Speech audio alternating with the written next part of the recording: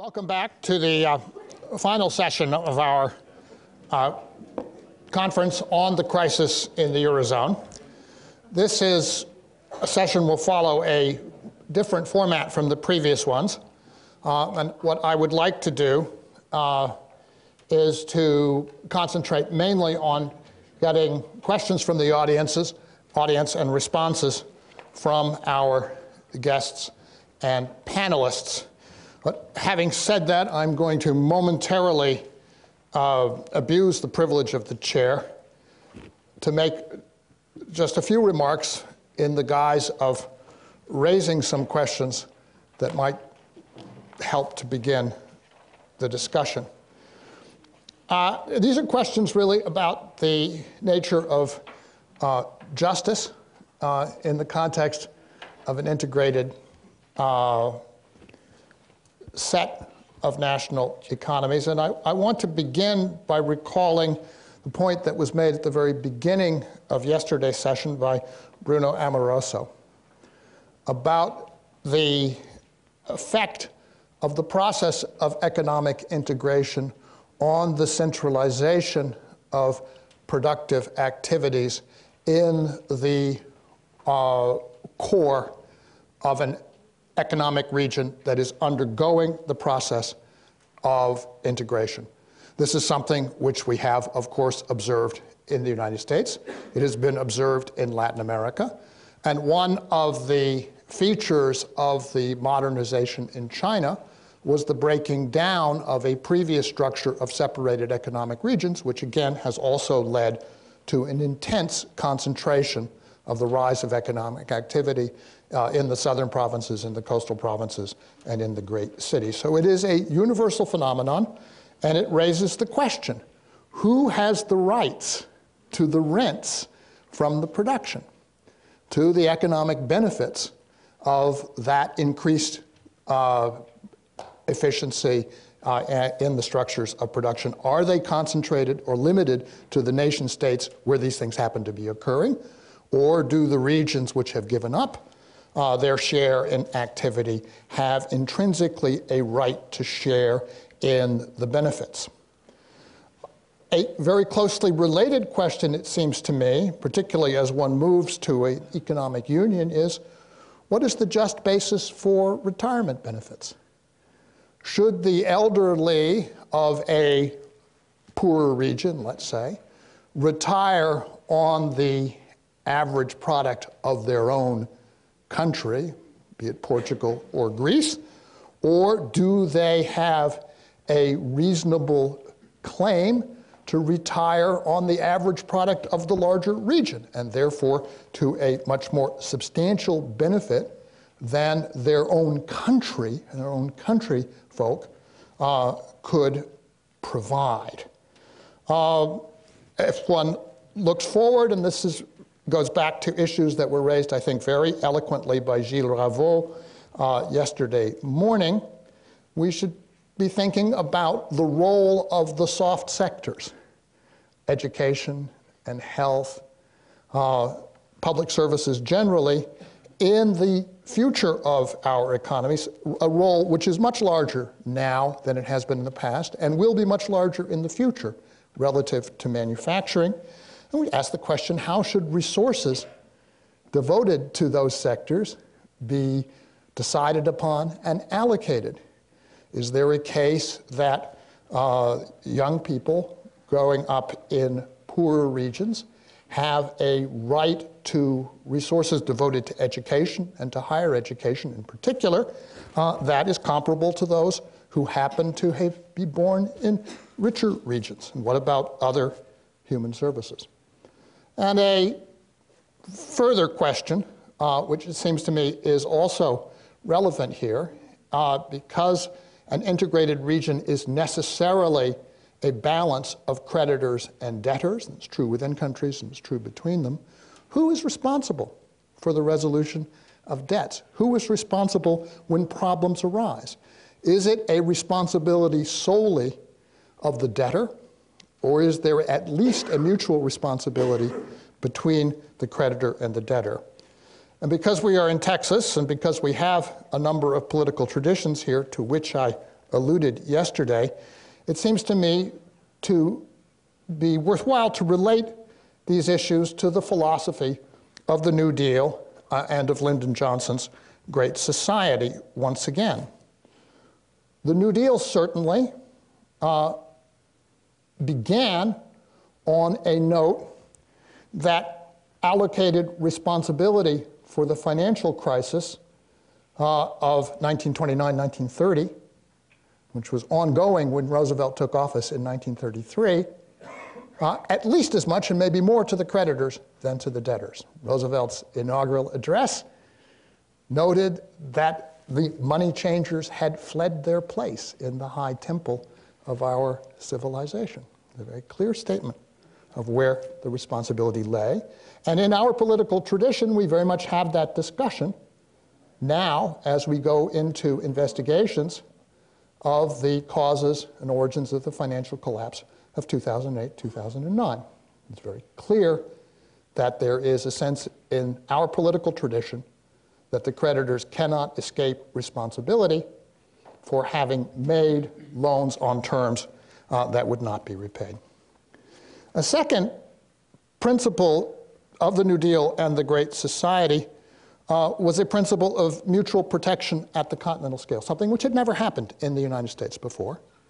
But the Social Security Act, and in Johnson's times, Medicare and Medicaid, and a great many other programs, took from the states what had been an underperforming state-level responsibility and created a national, effectively a continental system, which made it possible for people to live on a common basis, particularly in old age. And a third principle, which I think is very important to understand, especially the role of the New Deal in the building of the American economy and the reconstruction of the South following 70 years after the Civil War, during which very little reconstruction had occurred and the South had been mired in poverty, was a principle of continental resources applied to continental construction. Tennessee Valley Authority, rural electrification, the Agricultural Adjustment Administration, Public Works Administration, the Civilian Conservation Corps, all of which, interestingly enough, were about building infrastructure, preserving environmental resources, creating a higher quality of life, and very little about industrial policy. Not zero, but it wasn't about manufacturing, particularly. It wasn't about corporations. It was about the conditions of life and the basic resources of the country. And I wonder whether these, again, are not principles that have some bearing on a discussion of the prospect for Europe. So having said that, I will desist, ask the panelists if they have any brief remarks to make on this or any other theme that they think particularly critical, and then we will move immediately to solicit questions from the audience, from, of course, the people who are here as participants in the conference, but I want to say especially to those who have been sitting patiently in the back, and I'm sure you have questions that are on your mind. This is a remarkable group of people. Please take advantage of the opportunity. Yeah, a very brief remark. I think is that all the true founding fathers of the European idea, starting with Victor Hugo, Robert Schuman, General de Gaulle, and the great Italians, even during the interwar period, people like enlightened industrialists in France, Ernest Mercier, would entirely agree with you. They sustained European unification to build some kind of a perfect model of United States. And even General de Gaulle had in mind that thanks to the European Union, there could be protection, strengthening of social cohesion, which was mainly the crucial preoccupation of people. And what happened is that that dream, which I share entirely, has been completely hijacked by the architects and the promoters of the monetary union. As Norman said, the creation of the euro system led to one of the most outrageous counter-revolutions in the world history. And I shall explain my point. If we want to save the European Union, if we want to save Europe, if we want to save the world, the euro system must die. Alain has said made some very provocative remarks. Let me just temper his pessimism with the following remarks. First of all, again, very, very briefly, you know, people are pessimistic, but let's remember, institutional innovations are already taking place. Central banks, the European Central Bank is buying bonds, which it didn't previously. More importantly, it's actually lending to commercial banks in order to help them to buy government bonds. And thirdly, there is a tacit abandonment of inflation targeting within Europe, and this is important. My second point is that financial operations have not yet been exhausted. There are still possibilities for the central bank to learn, for example, from the Federal Reserve in operating along the yield curve, which would certainly alleviate some of the difficulties that European governments have had. More importantly, Europe to some extent faces a choice at the moment. It could, let me put to you the following two alternatives. One is that governments default and you then worry about haircuts for banks and the resulting consequences for their capital adequacy, and so on. Or alternatively, you impose a tax on bank balance sheets and you use the proceeds of that tax to repay the government debt held by banks. It has, the second option actually gets to the same result, balance sheet result, as the first one, but without catastrophe. The banks would, of course, not be happy, but it can be done without default or haircuts. Thirdly, we've been talking a lot about the crisis being one of crisis of government indebtedness. This is the surface discussion. What this is really about is it's gaming about the situation of the banks. In other words, let me suggest to you that in fact it's very, very nice for the Greek government, for the Italian government, when there are discussions about when the words default are used in the financial press. Why?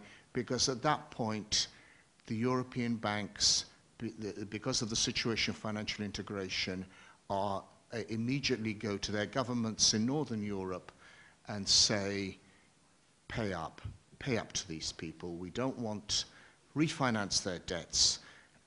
We don't want to carry losses on our balance sheets. So I want to suggest to you that what the crisis is not a crisis of government indebtedness, but it's a crisis of banks who want refinancing of their balance sheets. And finally, let me, on a provocative note, let me just say a remark that Paul Sweezy once made. My friend Joseph Halevi says that Paul Sweezy actually knew a lot about banking. His father was a director of Citibank. And in around 1979, Paul Sweezy wrote an article. I think the title of the article is simply Keynesianism. And Sweezy had just read Minsky's book, John Maynard Keynes. And he, at the end is this sentence where he says, of the essay, which he says, Minsky showed that all Keynesianism ends in a debt crisis.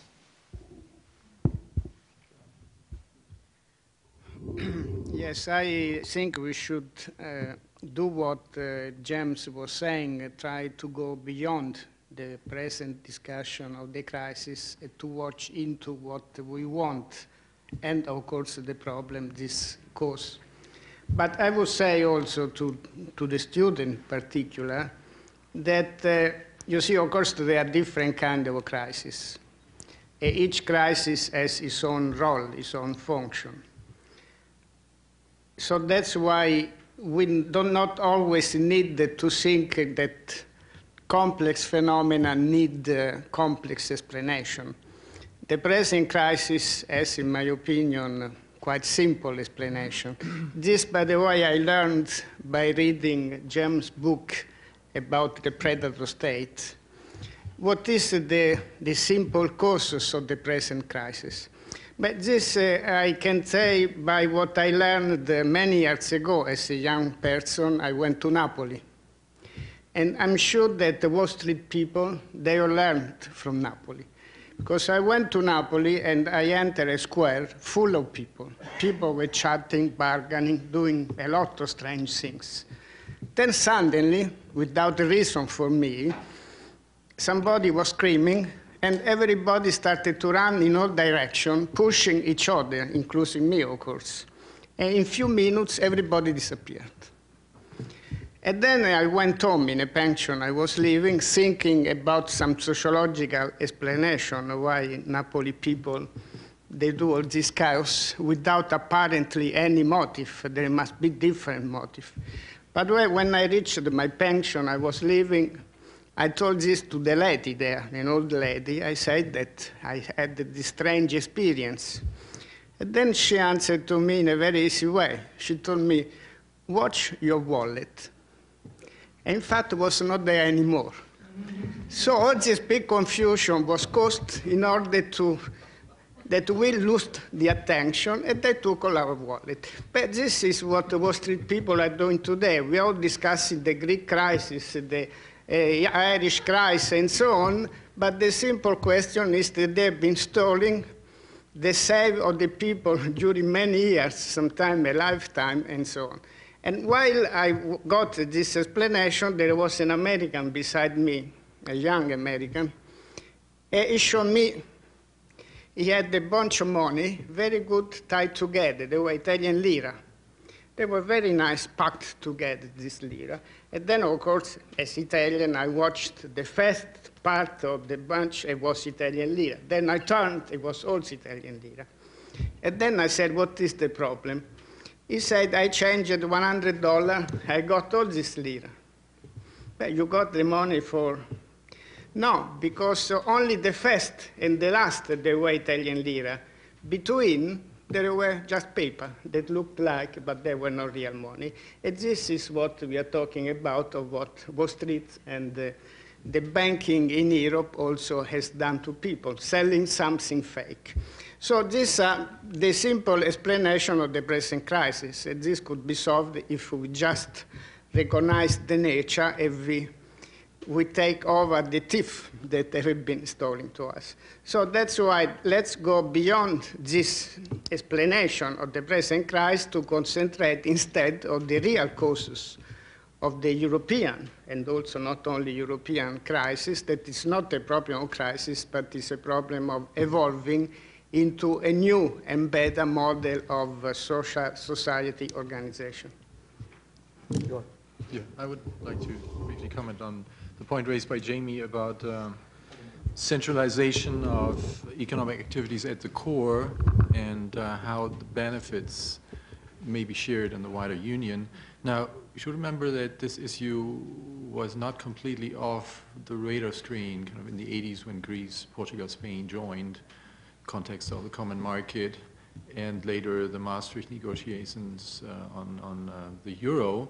There was the sense that if this was going to happen, and the idea was that it was going to happen, kind of the centralization of activities at the core, so the benefits would primarily be with the core countries, then there should be compensation, right? That was the idea with the structural and cohesion funds.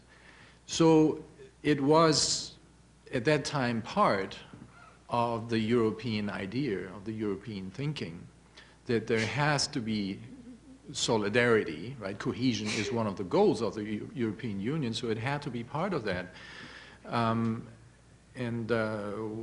of the many advantages of Yanis' plan is that kind of the issue of co-financing with the structural funds and so on. He's trying to look after that problem because that is making the situation so difficult today. Now, your question is, shouldn't we go beyond those structural and cohesion funds, which are small, right? They are whatever, not even half of the, or perhaps half of the EU budget, let's say, which is 1% of EU GDP. So it's not much. Should we do more? And you talk about the parallel of the US federal income tax and social security system.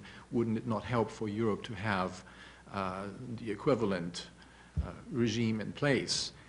Now, in this regard, I think it's interesting if you think the way the social welfare system works, kind of pensions or unemployment benefits being dependent on income, having such a system in place is really, first of all, mutual insurance. It does not involve redistribution, right? So let's say high income earner in Germany versus a lower income earner in Portugal, they would pay less or more into the system, and when they get unemployed or retire, they get less out. So there is no automatic redistribution in place.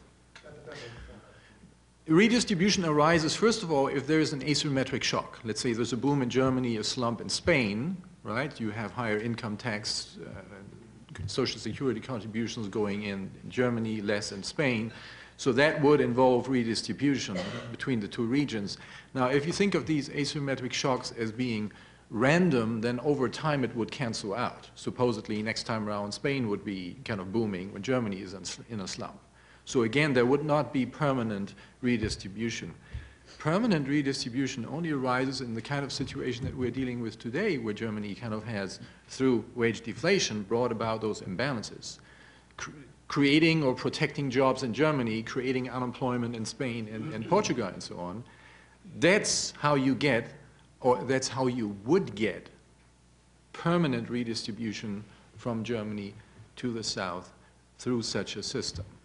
So perhaps it would be nice to have a system, because that might kind of remind the players involved, oh, hang on, if we do that, we actually get fiscal transfers automatically. You can get redistribution in two other ways. One is through a modestly progressive formula, so that people who are at the bottom of the scale get back a bit more in proportion than they paid in. And secondly, through the provision of services that weren't there before, health and education services that raise consumption standards, basically, and living standards in poorer regions. And thirdly, through migration of people who have income to the poorer regions, which then transfers basically demand for services to those regions and improves employment there, something that we know about in Texas and they certainly know about in Florida. So that, again, I think redistribution is to some degree inherent in the scheme. Whether it's completely sufficient to offset the centripetal forces that Bruno Amoroso was talking about is not necessarily a given. Okay, Robert. Yeah, again, also sort of in response to Jamie's comments and questions, if we look at the, I mean, first of all, to your last one about the universal programs on the federal level, I think that's one of the great projects Europe will have to face and will want to face, actually, because when you have universal programs, and I'm not just referring them to them as continental, but that everybody has access to them, irrespective of background and income and demographic feature, these become very, very popular programs rapidly, right? Whether it's left or right, nobody wants to get rid of Medicare here in the population.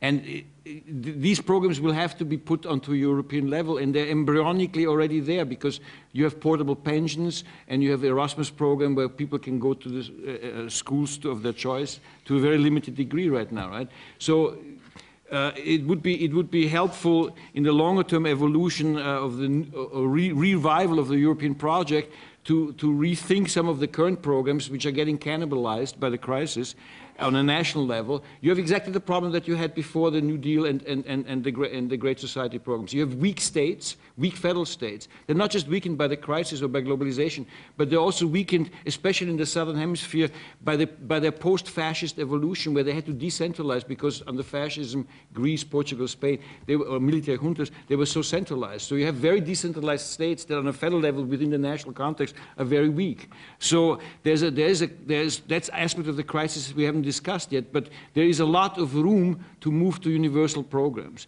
But the universal programs require a stronger supranational tax system. And so we also have to really rethink the tax system of Europe. And here Europe could be very innovative in terms of new types of taxes, like the financial transaction tax, the carbon tax. I mean, there's a whole range of 21st century taxation principles we haven't even started to discuss, which Europe could actually become an innovator in. Which gets me to the third question, which is about banks and finance, right?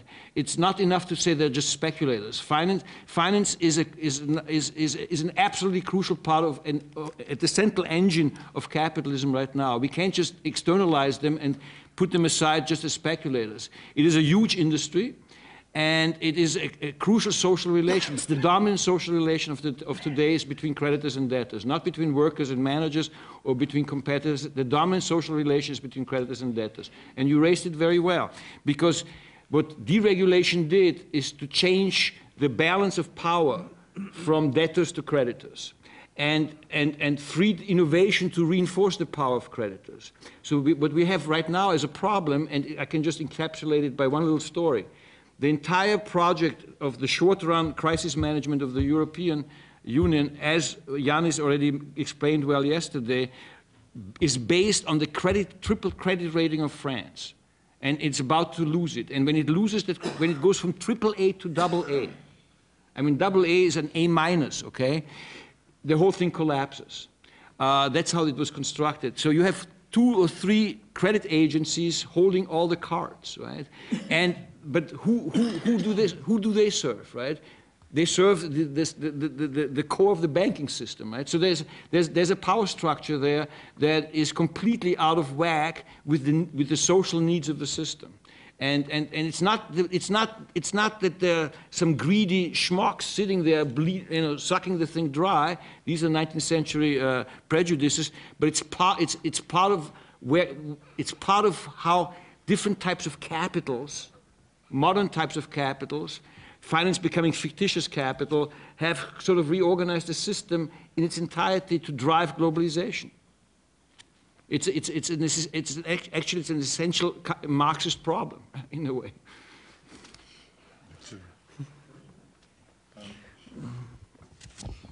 Sorry. That was European cooperation, as you see. Very successful. Well, if I may pick up where you stopped, Robert, I think, and I mentioned yesterday, that one has to do something about the overboarding power of the creditor side in the market. And I mentioned yesterday there should be steps taken to restrict the power of credit rating agencies. Unfortunately, the whole Euro project goes in the opposite direction. And now the so-called rescue program does the same, because there is no reason why they should make anything dependent on the rating by the rating agencies. Before that happened, there were laws that defined certain, for instance, assets as, in German, for instance, Mündelsicher, having, so to say, something like a AAA priority, where you could also put the money of, say, a child that you would financially, take care of, and it would be the money of the child into. And it was independent of the rating agencies. You can construct something like this. You can, for instance, force banks not to rely exclusively, at least, on the rating agencies, but to have their own way of checking, as did the Kreditwesengesetz in Germany before it was this part was abolished of it. So one could do something. Unfortunately, the Euro project, as you say, is doing the opposite. So there has to be a fundamental turn, because the whole Maastricht system, I once called it an institutional fine on Keynesianism and a blocking of Keynesianism. And the present development now is that this is to be reinforced. Now we have to have a particularly harsh way against any deficit sinners, so to say, in the EU as a reaction to this crisis, rather than also going in the other way and looking at those who lend. Now, as long as you invite lenders to go on pushing the money wherever they want to push it, and I mentioned this yesterday, these waves of excessive optimism, and then, and this is also a question of educating the banks, they were educated, or the investors, to think whatever happens, if things go well, we have profits, if things go badly, the taxpayer pays, to show them that this is not always the case. And that would be, of course, a radical turning from the whole philosophy that's presently underlying, say, Brussels and the high-ranking national functionaries acting in Europe on behalf of their countries.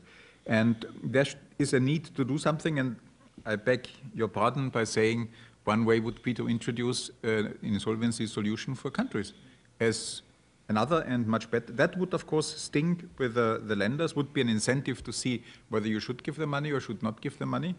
And another thing would be, for instance, the ECB and inflation targeting. It's nice that they're already doing things they said they would never do, but it's, to me, not enough. Because if you want to have a change, you have to institutionalize it. And one thing that need to be institutionalized would be a return to the Bundesbank. Now I see faces that don't look very appreciative. But what I mean by this is very few people know. When I was a student, we learned about the Bundesbank having this magic triangle, and then there was sometimes it was an oblong and so on. But the point was, it was not just inflation. There was even full employment was one of the aims and goals of the Bundesbank. They had to take this into account. In those days, more or less balanced foreign exchange balance. And what was the third? Pardon? And full employment. Yeah, and full employment, I already mentioned. So there were more than one, and these were difficult, to realize together. That's why it was called the magic, impossible, whatever triangle. But they had to look at this. And there was a shift, a decisive shift in the euro era, away from all the other things like full employment or whatever there might be, to exclusively inflation targeting. And this should be, again, reconsidered. Thank you. This was another area of transatlantic communication, at least, because the Bundesbank, of course, was created in its modern form in the wake of the war, at a time when the Employment Act of 1945 specified for the Federal Reserve maximum employment, production, and purchasing power as its goal, and that was transformed in 1978 to full employment, balanced growth, and reasonable price stability. Full employment, balanced growth, and reasonable price stability. I do not brook contradiction on this point because I was on the drafting committee that drafted the Humphrey Hawkins Full Employment Statute, and I personally drafted the Federal Reserve Act provisions of that statute. So, well, thank you for this information. Thank you. Thank you for doing it, and thank you for this information. I didn't know, but that brings me back to what I said yesterday. You know what's good for the United States? Yes. The Nobel Prize. We could go on. Yanis, if you wanted to make an opening remark, otherwise I'll just ask for questions. Let's open it up to the audience in particular. I see Winjia's hand. Go ahead.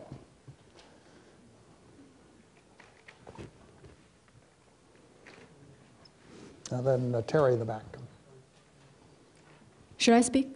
Oh, Sure, okay. please go ahead. Yeah, I just read the news at the G20 summit this year, and President Obama keep urging China to appreciate their currency and saying that that will help the global growth. And also, we see Europeans, they have gone to China seeking for the injection of the Chinese capital into the Europe, and at least the French will love. Is happy to do that. And my question is, do you think at this point China can really play its active or constructive role in bailing out Europe? And for me, I think that the Europe crisis is more like internal, and of course it has the contingent influence on the global economy. But so my question just, what do you think the Chinese role? Okay. Go ahead. Let's see. I'll go to, right. Why don't we just run down? Jörg, and just take the four in order. Yeah. I would say that China is already playing a very constructive part in rebalancing the global economy. The U.S. is, of course, obsessed with the renminbi and the bilateral trade imbalance U.S.-China, which goes back to the 90s, which has a long history. And it's correct, there's a bilateral imbalance. If, however, you look at China's role in global imbalances, that really only started after 2002, and China's really big current account surpluses were 2005 and the years after, when the US deficit actually started to decline already. So there is a misperception about China's role in that regard.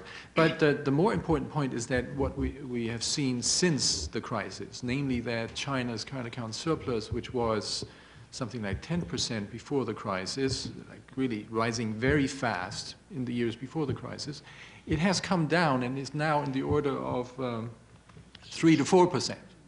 So China is adjusting, China is changing very quickly and thereby contributing greatly to the global rebalancing, much more so, I think, than other countries, especially Germany, which is doing exactly what it did before the crisis, relying on exports. Germany's current account surplus is rising again, and that is making the Eurozone's contribution to a global rebalancing so much more difficult.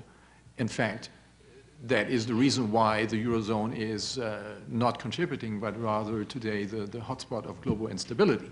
So the opposite of a positive contribution. Yes, I want to exactly reinforce what Jörg just said. I think China is playing its role in the adjustment relatively well, globally speaking, but it also has a very difficult balancing act to follow internally. And so it appreciates the currency continuously with pauses. And the pauses have to do with shock absorption from external shocks. When the world economy slows down, it slows down the appreciation because it has this problem internally with in how it finances its state enterprises that come under pressure whenever the global economy slows down. So I think that actually China is precisely walking a very careful balancing act between political pressures from the outside. The need to adjustment is there just to keep inflation in check, but it has a very complicated internal situation to balance, right? And a transition from basically a communist banking system with a state enterprise system at the heart of its economy to a globalized, open, capitalist, convertible kind of system with a convertible currency. It's internationalizing the renminbi also extremely fast. So it's in a process of transition. There's no point for the Americans to try to push the transition faster because it will actually cause more problems for China and therefore more problems for the world economy than the current path. The other thing that I want to emphasize is that we're moving inevitably towards a multipolar currency system, and in which the triangular relationship between the three blocks, China being one of them, and it's a complicated bloc by itself in terms of the Pacific Rim, requires a stronger relationship also to the European Union, not least to diversify its reserve base. But on a very basic level, in terms of the global economic context, you need to have a variety of recycling mechanisms. And the Chinese investing in the European Union, and not just in the crisis management institutions that the Europeans have to build, but beyond that, is an important part of that. if I were an advisor to the Chinese president, I would say never invest for the moment in the European Monetary Union. With a collapsing real economy, assets of which the real values is falling to zero. I must confess that it is a shame for France, the country of General de Gaulle, like President Sarkozy is behaving as a cabri, a young goat, begging money to the China to save a collapsing system. And why is President Sarkozy doing that? For two reasons. The first is to save a system with a central bank without any use. I wonder what is the usefulness of the European Central Bank. She doesn't sustain fiscal policy. She doesn't can control interest rates. So, second point, there is a fact a few observers in the United States understand. People like Sarkozy and a large share of the European ruling class positively hate the United States and the Obama administration. Since the start, the dream of the promoters of the European Union was to replace the dollar by euro as some kind of substitute for gold. And what they have in mind is to oblige the United States to pursue a policy of harsh deflation.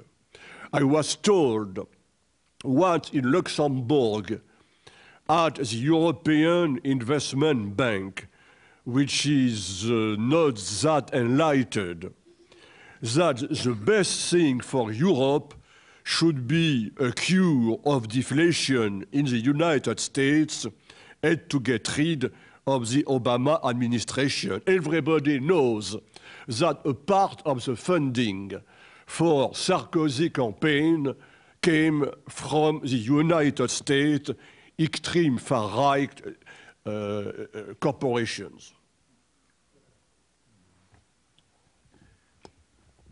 Well, I think for China, the European crisis is a possibility, a gift really, and probably they mightn't follow an advisor such as Alain not to invest at the moment.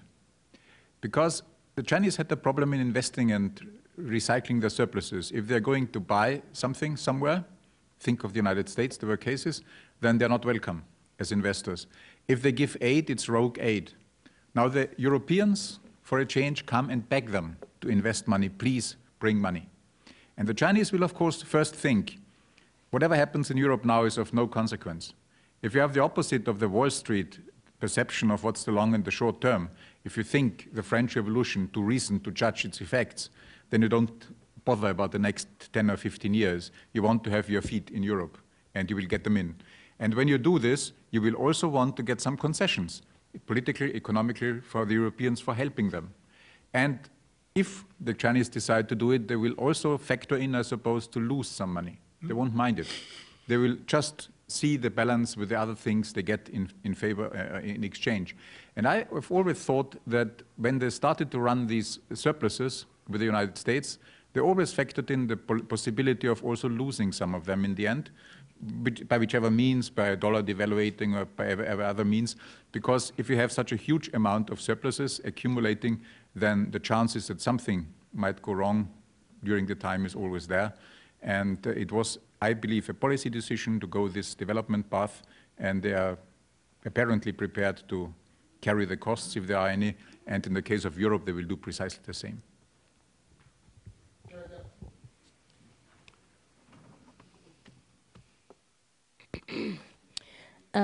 I wanted to come back to the issue, it was raised briefly, of banking reform and what can be done in terms of managing the risks that banks are taking on. We look at what happened with Dexia and its investments in the different economies and so on. And so I'm wondering if we just comment a little bit on the role of banks and banking and how banking reform might be managed. James, might I answer the previous question because I didn't. Okay, I had to put my we'll go to hand up. Yanis and then come to Bruno. Yeah, sorry about this, Terry. It's just that I think the question about China is a significant one, and I'd like to have my Bob's worth on this. China won't do two things. The first thing, it will not tolerate a 1985 Plaza Accord-like devaluation being imposed upon it. Sorry, revaluation being imposed upon it. And the second thing it will not do is it will not invest in the public instruments created by the European Union in order to combat the euro crisis until and unless the Chinese authorities see that there is a rational plan in Europe which stands a chance of arresting the freefall of the euro system. Regarding events since 2008, I think that we are all in agreement.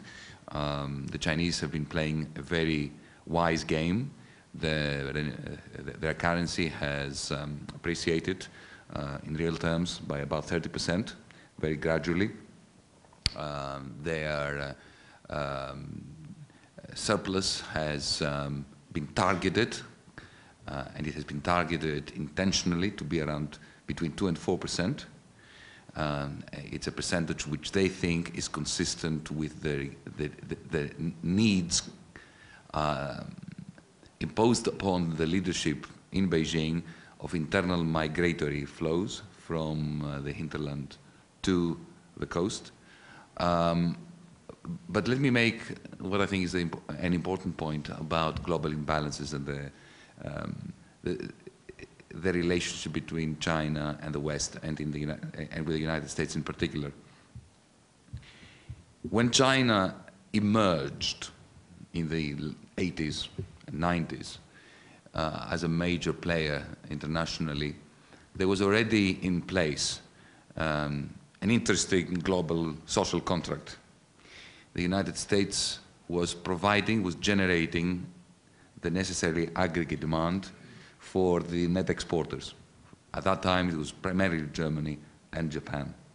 And China joined that social contract. The contract was very simple.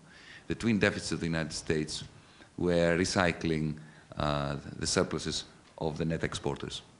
And China entered that loop, and it was benefiting from the aggregate demand created by the United States, trade deficit in particular, which it was feeding by means of exporting its capital, primarily by buying US Treasury bills. That was the contract. That contract broke down globally in 2008 for reasons that we all know. And now we have a very interesting global predicament, or conundrum, if you want. The imbalances are clearly a problem, but at the same time, they're an essential aspect of the recycling mechanism which is faltering. And we are between a rock and a hard place, because the fact that the Chinese surplus is diminishing is a reflection of the recessionary forces that are running through the global economy. It is not a remedy, it is part of the problem. The diminution in the Chinese surpluses is. So there is nothing that can be done in terms of exchange rates and nothing that can be done in terms of bilateral relations that can fix that situation, because it's a systemic problem. Unless a global recycling mechanism of sorts is found by which to replace that social contract that broke down in 2008 at the global level, I'm afraid that the Chinese surpluses will both be too high and too low at the same time, reflecting the fact that the global economy is finding it impossible to reestablish its poise after 2008. So Bruno, and we'll just go down the whoever wants to. Yes, it's about the bank system. That was the question. But you see, in Europe, by the way, like in the United States, there was, up to the 80s, a quite sound bank system, because it was based on medium-sized, small-sized banks. They were locally placed.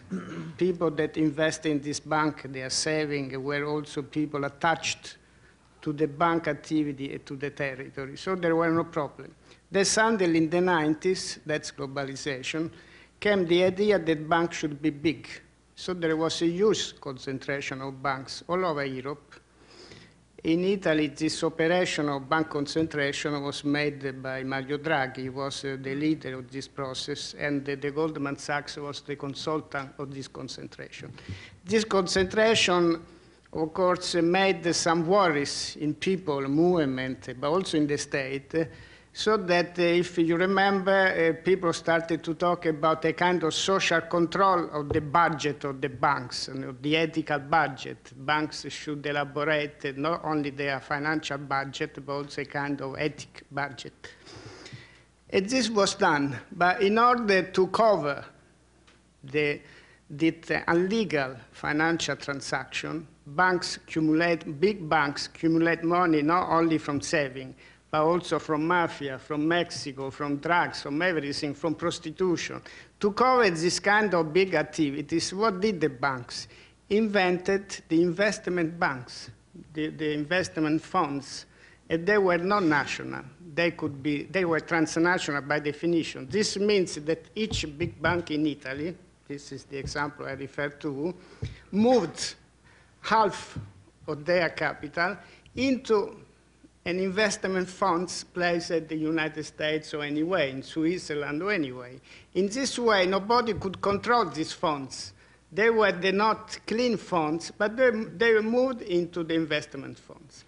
And from these activities, not controlled by state or by people, of course, arises all this wave of speculation we are today talking about.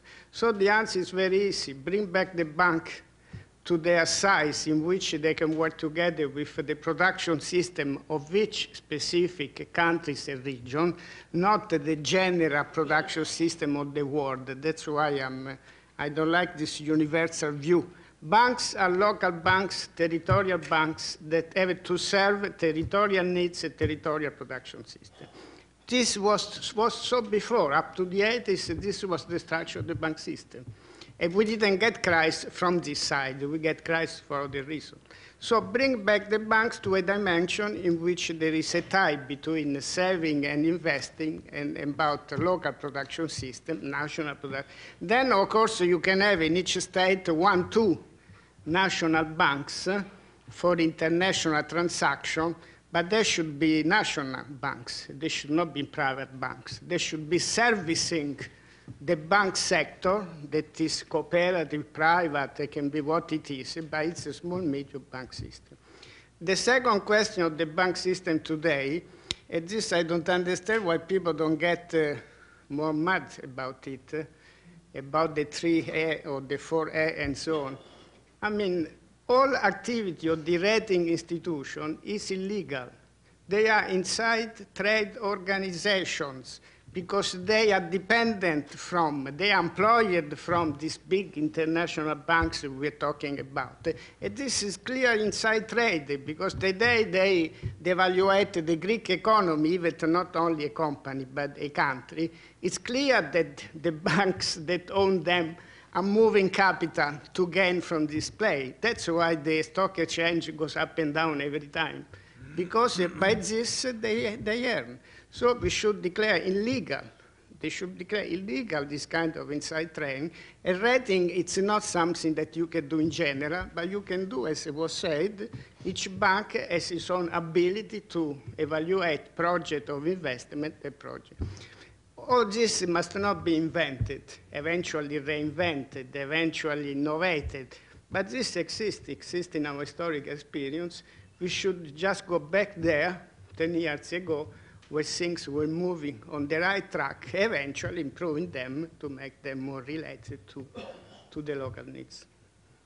I think I have Alain. Well, we'll just go down the road, I guess. On banking, on banking, yeah. Go ahead. Alain, let me just carry on in order here. Banking reform, I think that's another very, very important issue in a number of ways. Again, we have to remember that as part of the single market program, the idea emerged to create a common integrated financial market in Europe, to liberalize the activities of banks across the union, among other things. Now, this project, this idea was reinforced with the euro. And I agree, when you kind of create a currency union, it probably makes sense to also create a integrated financial market, which includes the banking system. The catch, however, is that markets may integrate, but supervision and regulation stayed national. There were initiatives to harmonize regulation, successful to some extent, but essentially supervision and regulation stayed national. So you create banking institutions that operate across borders, trade across borders, ownership across borders, but supervision and regulation stayed national. That, of course, created massive problems when the crisis hit, right? Because when banks fail, who is in charge? We're back to the issue, who is minding the store? So you have banks that are active across Europe, but it's the national authorities that remain in charge. Now, why was that the case? Because it is related to the other issue I mentioned, that there is no treasury. So how can the ECB act as a lender of last resort when there is no treasury behind the ECB? When ultimately it's the national finance ministers that have to agree on the bailouts of their banks, which, however, may be very active across Europe, and their ownership, well, you mentioned Dexia, one such example. Their ownership may be across Europe as well. So this is one issue when we come to banking reform, and Europe has tried to address this issue by establishing those European banking authorities, and the same for insurance and securities markets. So plus the systemic risk board, right? So supposedly that means that Europe has understood that there was a major problem, previously totally ignored because of this neoliberal idea that just liberalize markets and happy-go-lucky, everything will be fine, don't worry. Turned out to be totally wrong. So that's one level of banking reform. Kind of Europe really has to sort out the issue of regulation and supervision and the related matter of having a lender of last resort, which, however, would require a treasury, a euro treasury. Now, this is one level of concern. The other issue that you touched upon was safety, right? Create a European banking system that is somewhat safer than what was the case. And the other related issue is an efficient banking system that actually serves countries and regional needs, rather than creating largely liberalized, giant, universal banks that are active globally and invest in a crazy fashion in subprime mortgages and other things, and thereby destabilize European countries. So is Europe doing enough in that regard? I'm not sure. I think, compare, for instance, what is happening in Switzerland. The Swiss really got scared. They've got those two giant banks, UBS, Credit Suisse, and they are imposing much tougher regulations on what is currently happening in the EU. So there's a number of issues, very important issues when it comes to banking reform, and it seems to me that Europe may only partially addressing this challenge. Yeah, again, I want to complement Jörg's comments. I mean, this is, first of all, an absolutely vital question because of not only the nature of systemic crisis and structural crisis always being big financial crisis, and then it means you have to contain the banking system, you have to regulate it, supervise it, and then have safety buffers in there. But you have a globalized financial system. When you talk about globalization, it's the most globalized aspect of capital. And we're building gradually a global regulatory regime for that kind of system, which is known as Basel. So we now have Basel III since last year, which we're going to implement over the next decade, a very slow process. And everything that, I mean, pretty much all the efforts on a regional or national basis of banking regulations will be driven by Basel III. Basel III is better than Basel II, but it has still a lot of flaws. I don't want to go into all the details now, but it is fundamentally still based on rating agencies. And Bruno is completely correct. The rating agencies are it's like me getting paid to give you a grade. And I'm not going to, do an objective judgment. And ratings agencies should not be able to rate societies by rating their sovereign debt. That's another issue. But you have then, within Europe, you have a supervisory and regulatory structure. You also have certain innovations that are beginning to take place that are important to watch, that are different from ours. For example, they have a new type of bank capital that's called CoCos, contingent convertibles. They're looking at all kinds of instruments trying to keep their banking system capable of absorptions of shock. You have new innovations that both Americans and Europeans made in terms of resolution regimes in the case of a crisis, so as not to have to bail out automatically. And Dexia may be a good example. MF Global is our first resolution regime under Dodd-Frank. You have a number of innovations there. We're at the beginning of a long process, and it's a fluid process. Alain. I'd like to ask just everybody to be brief because I want to get another question in. I hope I will not accused of being an old hardliner, Keynesian or Marxist. Some points. First, I would rely on the Pope Benedict XVI, when recently being in Paris, he said, I do not understand that obsession with balance sheet at the expense of the welfare of the people, and if saving banks impose poverty, decreasing welfare, standard of living, the crisis will increase. On this point, I entirely agree with the Pope and his advisors. Some more precise points. First, why are the media that obsessed, as the intervenant this morning remarked, on the sovereign debt crisis, a very weird term, since member states are not at all sovereign. They were deprived of any control of money.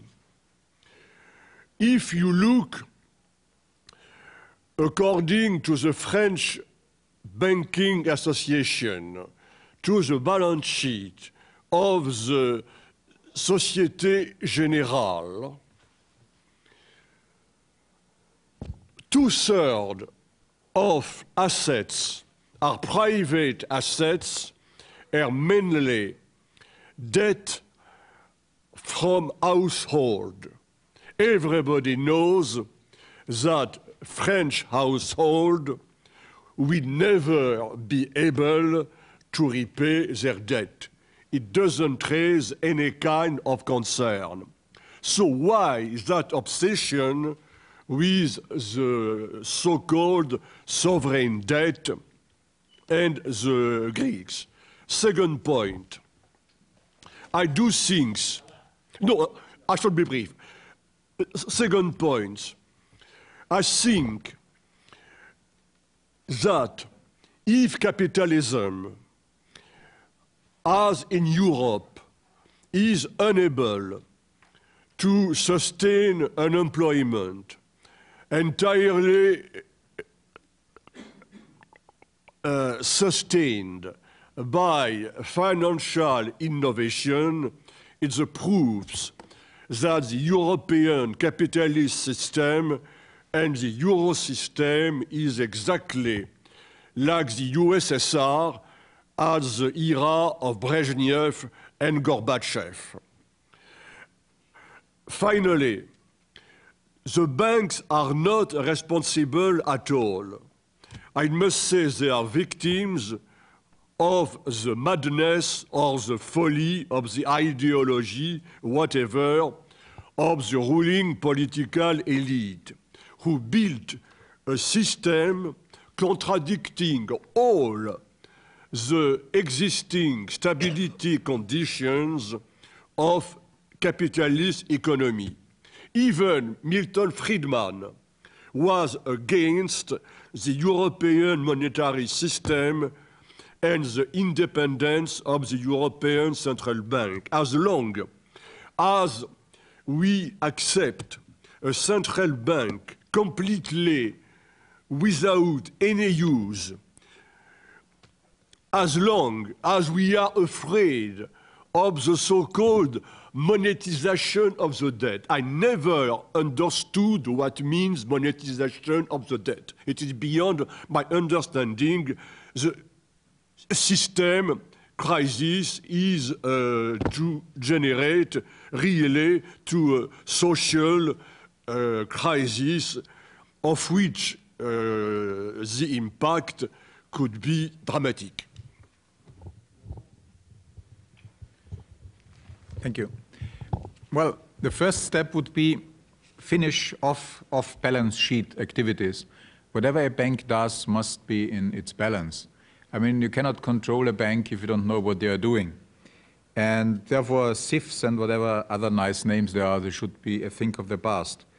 Second, shadow banking should be regulated, because anyone who behaves like a bank should be regulated like a bank. Third, CDS must be regulated, restricted, and, well, maybe not abolished, but very much restricted. Because one of the problems now is when you scratch the solidarity with Greece narrative, with our politicians, out came, we don't know how many CDS there are. And so we are very, we're practically shivering with fear what happens if they all are triggered. Now, why don't they know it? I mean, how is it possible if you have something that's basically an insurance that there's no regulation? If you insure your old bicycle, that's worth, I don't know, $10. The institute taking the insurance, signing it, and promising to pay in the case that these $10 get lost, they're heavily regulated. If you do the same with a couple of millions or so of foreign debt, well, you don't know what the counterpart really has, whether they have the money to pay up in the end, how many other CDS they might have signed, and whether they can pay. So this is an untenable situation. As well as in Basel III, all these Basel constructions, they served to run down, to minimize the capital cover, so to say, that the banks have to have. You have to raise it again. I mean, Basel III is a step back, but still, the system is still the old system with some touches, so to it. And there must be a limit on the total sum of liabilities of a bank and of activities of a bank, because if you look at Iceland or Ireland, when both lands with I, in Iceland, if you have 9 times the GDP, this is simply not good for a country, not even good for a country like Switzerland, where it was slightly less in the case of UBS. So these are things that would need to be done, and it is very imperative to separate investment banking from the rest, say from economic banking, to have an exception for Basel, because I'm afraid that it will go on existing, for small regional banks. I mean, the Germans insisted on that in the case of Basel with more or less success, But it's absolutely absurd for these small regional banks to have the same standards that might fit a global international bank. This is absurdity. Okay, just very briefly, 2 points to make. One is that I'm actually skeptical of the benefits, long-term benefits of bank reform. I actually believe I share the view of your great economist Joseph Schumpeter, who said that a banking system can only be as sound as the economy in which it operates. And I think that this is, bank reformers should remember. There's something utopian about current discussions about bank reform. My second point is that there's far more scope for actually taxing of banks. The European Union in July approved a financial transactions tax. I believe a balance sheet tax would be even more effective. If you imposed a 1% tax on bank balance sheets, you could, within the space of about 5 or 6 years, bring the government borrowing of Greece, Portugal, Italy, Spain, and Ireland, and so on, down to the Maastricht levels, just without any difficulties. So I think that there is more scope with that, and you could do this without affecting expenditure in the economy at large. I agree entirely with what Jan just said. The only problem is that the house of the European banking sector is on fire. And when a house is on fire, there are two things we need to do. Firstly, we need to extinguish the fire, and secondly, rebuild the house. What are we doing to extinguish the fire currently? If you look at the last Council of Brussels agreement, we're throwing petrol at it.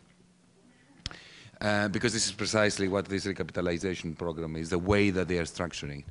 By imposing the Basel III kind of agenda on the banks, effectively what they're doing is they're giving them, firstly, an opportunity to avoid forceful recapitalization by European public money for at least a year. Secondly, they give them an incentive to shrink their balance sheet and to deny liquidity of the European economy. So that's why I'm saying we are throwing fuel on the fire. Secondly, when it comes to rebuilding, we certainly need something like a Glass-Steagall Act in Europe. We certainly needed what Kunibert was saying. But it's not going to be easy. And let me just very briefly, James, give you an example of what happened in May 2010. In May 2010, Greece got its bailout, 110 billion. So the bankers applauded. And immediately they thought, okay, the public sector of Europe is throwing 110 bill to Greece, so they won't let them default. So they immediately started making bets that Greece would not default. And then, that by itself is not a problem. Then they created synthesized forms of debt, structured derivatives, which blended those bets on the Greek debt, that the Greek debt would not default, with their own banking debts, put them in special vehicles off the books, and started trading them with one another. And the more they did that, the more money they made from that trade, and then the more of those derivatives they produced. So they reached the situation where they built whole pyramids, whole icebergs, of which only the tip is visible, the CDSs. Okay? And now they're extremely worried of what will happen if there is a default after all. Now the question is, how can you stop this institutionally through reform? And I don't have an answer. But at least we should put out the fire through forceful recapitalization of the banks, which will only happen if we unify the banking sector of Europe and stop this nonsense whereby Paris maintains a cozy relationship with French banks and Greece with Greek banks and so on and so forth. Thank you. I think we have time, if there is a question that is susceptible of brief answers, for one more. Is there another question out there? Natica.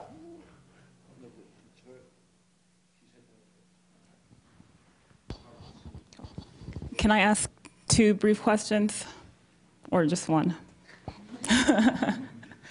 I'll ask my questions and keep them brief. I wanted to start with Professor Guttmann. Yesterday, you made a reference to how crises begin with the mispricing of risk and end up in a situation where risk is somewhat overvalued. I was wondering if you could comment further on that, given the response of governments and central banks to the crises.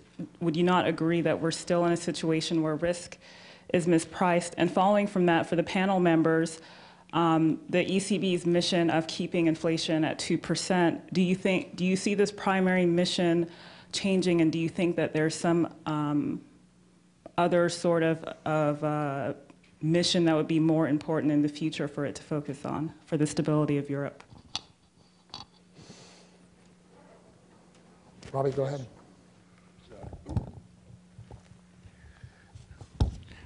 Yeah, of course we're still in that situation. I mean, ultimately that situation is a situation as old as capitalism. I mean, you have a financial instability that's driving the business cycle fluctuations or even the long waves. And a key element of the long waves is basically during a long phase of rapid growth to completely forget about risk, right? What's the problem today? I mean, and then you get the overreaction on the other extreme, yes? And in a way that's like human nature. Human nature is sort of driven by the combination of greed and fear, and that I think expresses itself very well also in our collective societal behavior, of which banks are central. But what's very, very difficult today is that this underestimation of risk and then overestimation of risk, which drives a financial cycle, has become much more violent and much more potentially catastrophic, because banks have become like octopuses, and like giant octopuses. And so we see certain parts of it, but not a lot of parts. And in a way, a bank can blackmail a society by its very presence, because this is, if just the collapse of Lehman caused havoc as it did in 2008 in the money markets, imagine what the collapse of 10 or 12 or 15 Lehmans would do to the global economy, as is possible. It's entirely possible that within the next 6 months to a year we will face that situation. Alain, last remark. I would dare to say first, I am not sure first that structural crises are entirely caused by financial crisis. It is a point I always had always some disagreement with those speaking of the Minsky moment. I am strongly doubting that what happened now is related to Hyman Minsky's theory. But other point, I think that we are indeed in an institutional, political, ideological crisis. Imagine the United States without the Federal Reserve, without the Congress, without the President, 52 independent states, without any kind of administration. All the problem now, I would be short. First, I repeat my core proposition. We are now in the same situation like the USSR during the Brezhnev era, which means a dying and collapsing system unable to meet the fundamental necessity to sustain the people and the economy.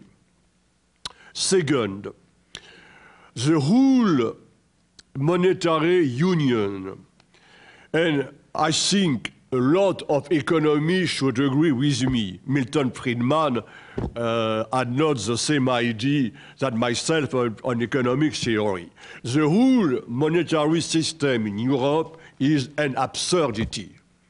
I would die on the bonfire repeating that an independent central bank is an oddity, an absurdity which never existed in the world and which never exists outside the monetary union. Third point, it is possible that global capitalism could be deeply afflicted. But I would say it is time to replace a predatory system, and Marx would agree with me, unable to accumulate, by a system of social capitalism with non-predatory states, with investment states financed by deficits. I dare to say this point. All references to the predator state get you extra 30 seconds of time. That's exactly why he's doing it. Let me try to respond to the second part of your answer about the ECB's mission and how it might change or evolve. So one issue here is the ECB's mandate, and Kunibert actually touched on this issue earlier when he said kind of we should go back to the Bundesbank. Actually, in one way, the ECB's mandate is very broad. It says the ECB's primary objective is price stability, but without prejudice to price stability, the ECB is supposed to support the broader objectives of the Union. In that regard, it is actually very simple. Pardon? Of the Council of Europe. In that regard, it is actually very similar to the Bundesbank model that provided the blueprint for the ECB. The point is, however, that the ECB is interpreting this mandate very narrowly with its focus on price stability. And if you read its communications carefully, immediately starting under the control of Ottmar Issing, the ECB's first chief economist, who previously was the chief economist at the Bundesbank, they used the phrase that they pursue their primary goal of price stability, and thereby they contribute to all other goals as well. The word thereby is critical because that gets us back to the point price stability causes growth. If we look after price stability, everything else is going to be fine as well. So there is the mandate, which in one way is very broad. There is the interpretation of the mandate by the ECB. Now, on the other hand, if you look at the ECB's mandate regarding financial stability, it's actually very limited, which again is related to the point that how can the ECB be the lender of last resort in Europe for banks actively across Europe when there is no treasury behind it? And we talked about the changes in this area. To get to the point of central bank independence, right, there is now the European Systemic Risk Board chaired by the ECB's president. So be aware that this means that the ECB's powers are being enlarged. And given the fact that the ECB already is the world's most independent central bank, basically there is nobody controlling the ECB. Right? The parliament they have quarterly meeting sessions, they talk, but there is no real accountability of the ECB in place. So how much additional power do you want to give this institution which is already completely outside any democratic control?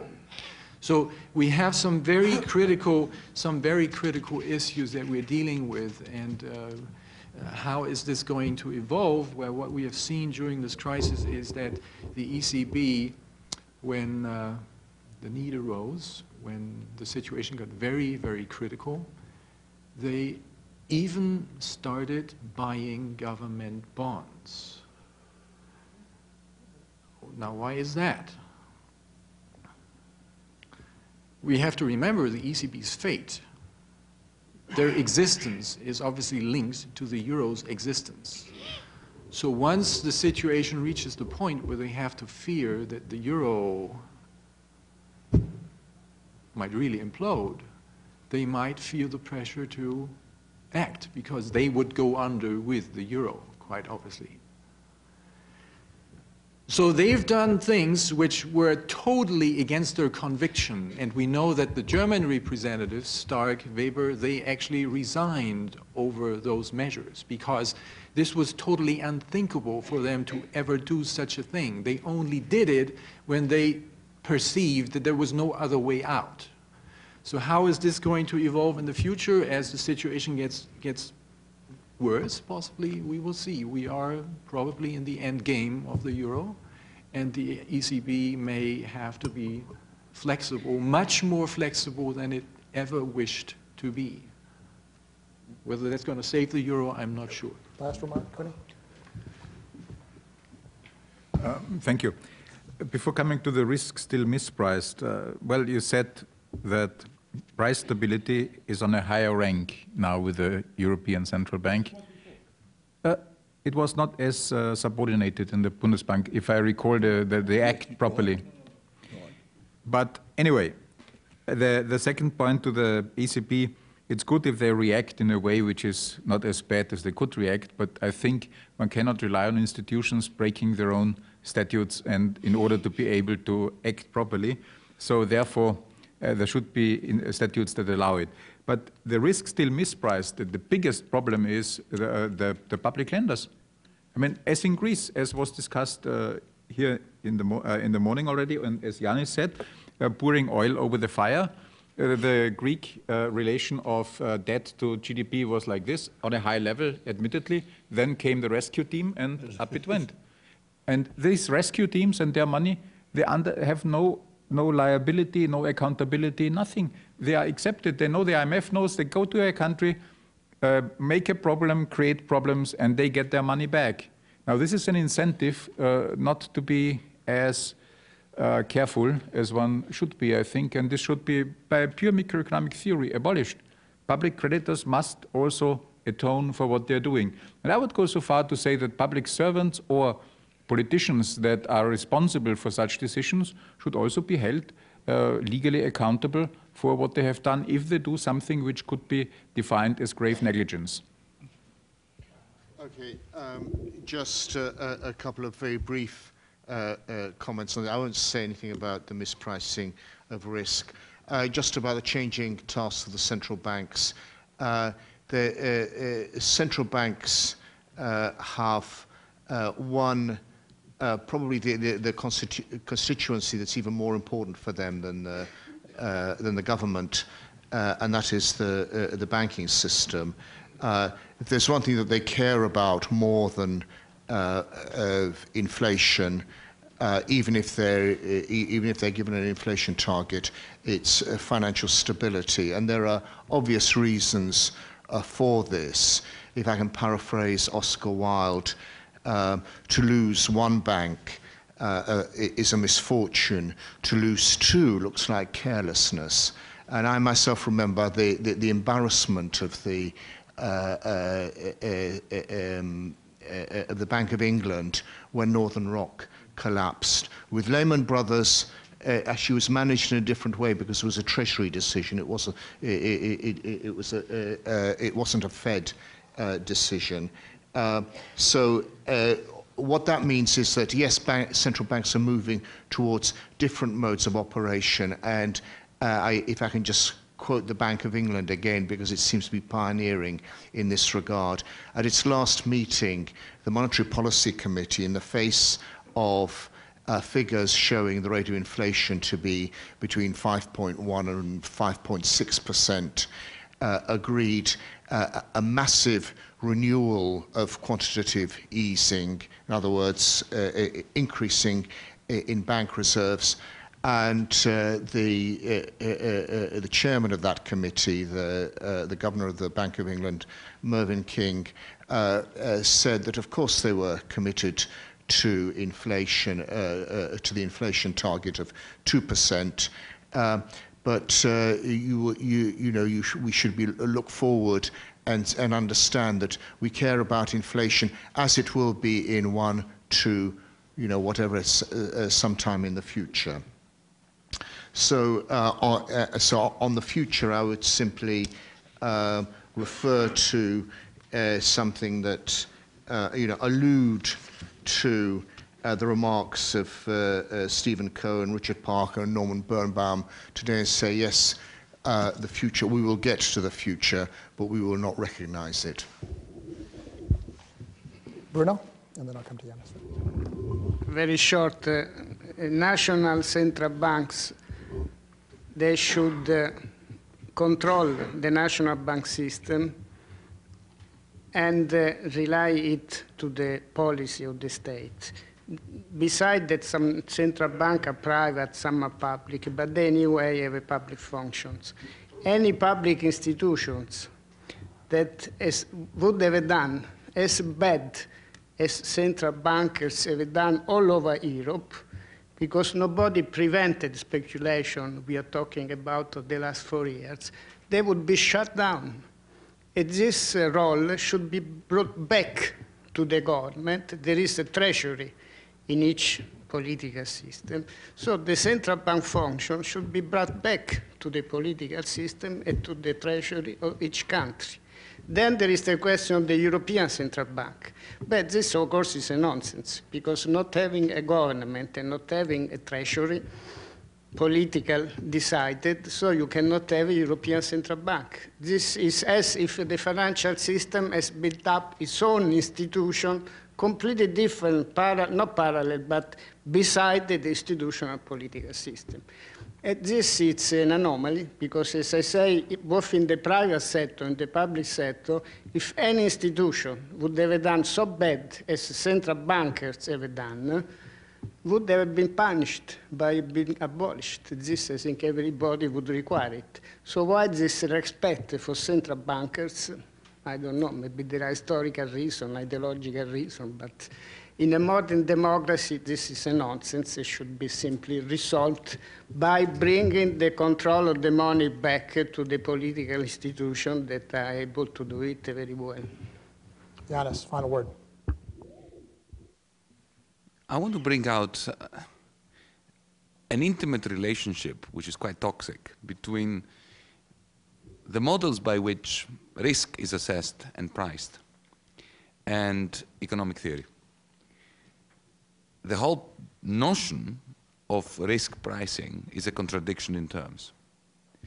If you look at any of the wonders of financial engineering, whether it's the value at risk model or the Black-Scholes formula or David Lee's infamous Gaussian-Coppola formula, what you will find buried within them is one or more parameters, which are not parameters. And the assumption that they are parameters is the equivalent to condensing uncertainty to risk and to effectively making the assumption that macroeconomics doesn't matter in pricing risk. Behind every such toxic synthetic product, there lies a neoclassical model which gives it the ideological backing so as to pretend that it is possible to attach a value to the risky derivative in question. Our profession has been responsible for this, and now those of us who are within that profession and we think of ourselves as dissidents, or actually as people who speak the truth, we have a duty to pinpoint one simple truth, that anyone who is valuing risk is lying. We are coming to an end of our time, and if I may, I would like to offer the last words to John Maynard Keynes from two texts. One of them, Marshall, Auerbach mentioned yesterday, the economic consequences of the peace in 1919. Keynes wrote, this is a warning, but Europe is solid with herself. France, Germany, Italy, Austria and Holland, Russia and Romania and Poland, we would add Greece, throb together, and their structure and civilization are essentially one. They flourish together, they have rocked together in a war, and they may fall together. If the European Civil War is to end with France and Italy abusing their momentary victorious power to destroy Germany and Austria-Hungary, now prostrate, they invite their own destruction also, being so deeply and inextricably intertwined with their victims by hidden psychic and economic bonds. It's 1919. In 1933, he had something more to say in an essay called The Means to Prosperity, and I cite this passage because it, I think, is deeply relevant to the discussions that we've been having, particularly of the modest proposal. He wrote, I call attention to the nature of the problem because it points us to the nature of the remedy. It is appropriate to the case that the remedy should be found in something which can fairly be called a device. Yet there are many who are suspicious of devices and instinctively doubt their efficacy. There are still people who believe that the way out can be found only by hard work, endurance, frugality, improved business methods, more cautious banking, and above all, the avoidance of devices. But the lorries of these people will never, I fear, get by. They may stay up all night, engage more sober chauffeurs, install new engines, and widen the road. Yet they will never get by unless they stop to think and work out with the driver opposite a small device. And here we have a wonderful blend of British traffic law and political illusion. A small device by which each moves simultaneously a little to his left.